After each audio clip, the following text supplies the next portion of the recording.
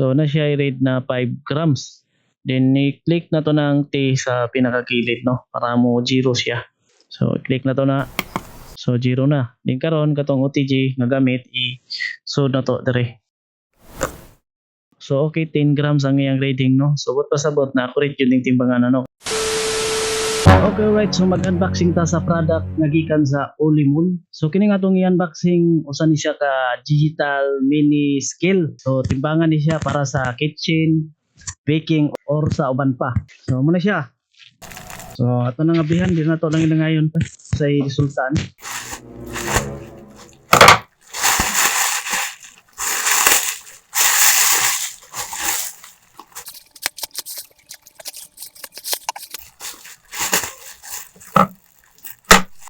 Okay. So muna siya. So ang nakabutan dire professional digital table top scale. So by the way napatay laing order dire. So kini. So nipait ko ani kay siyempre love na to atong kaguling.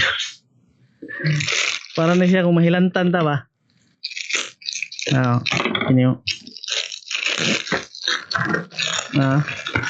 Butangan mo siya guys. Kaya may lantan bitaw ta init kayo butangan na to guys ninyo yan nasa agtang. So muna siya.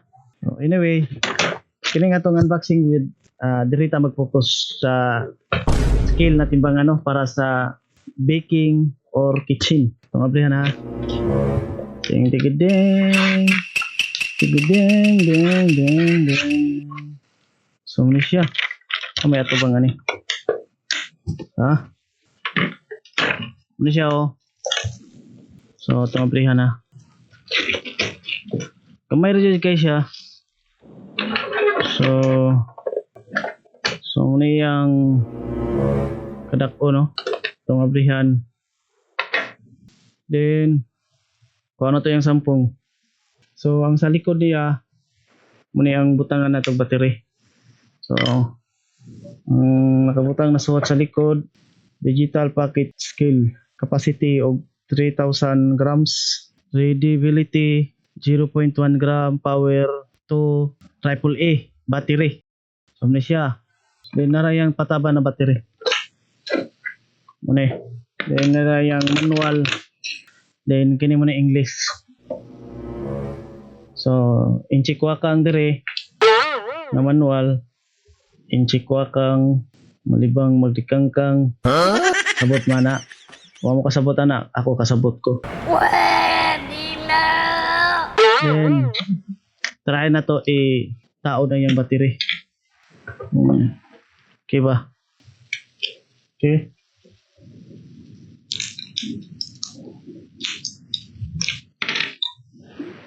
So, muna siya ang pataba na battery, no? Medyo local na yung pataba na battery. Di para sa everyday. So, padoon na tumayo, ha? Muna yung pataba na battery. Okay. AAA siya, AAA. Yan, i-focus din nato itong naong. So, tao na to.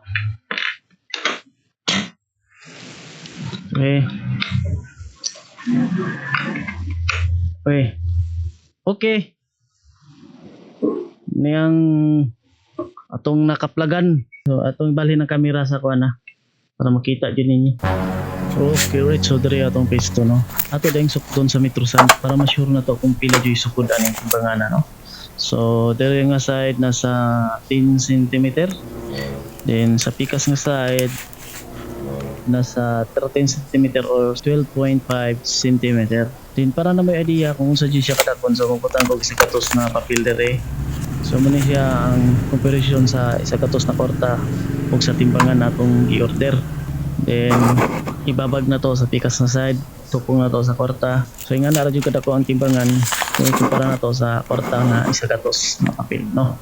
So by the way mo ni siya nga product ko ipakita na ko sa cellphone. So mo ni siya no ang atong gi-order. So anyway ato nang testingan og timbang no kung accurate po yun yung timbangan no. So anyway ato nang i-on, so i-place na to ng pinakakilid no. Okay ni-on na siya.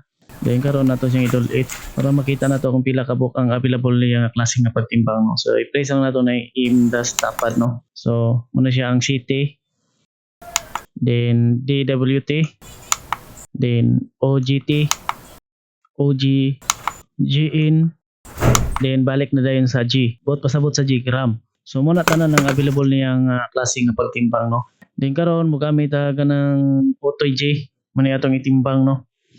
So try na to itimbang. Okay, 10 grams siya no. Then karon mo gamit ta og kanang cup si tawag gani. So ato ni siyang ibutang sa timbangan no.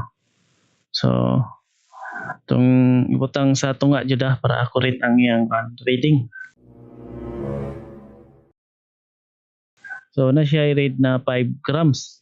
Then i-click na to ng T sa pinakagilid no para mo zero siya. So i-click na to na. So zero na. Then karon katong OTG nga gamit i-sud na to dire. So okay, 10 grams ang iyang reading no. So bot pasabot na accurate yun yung timbangan ano.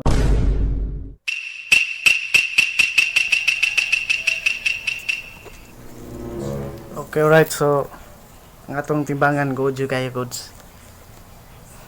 Goods kaya to timbangan no. Siya.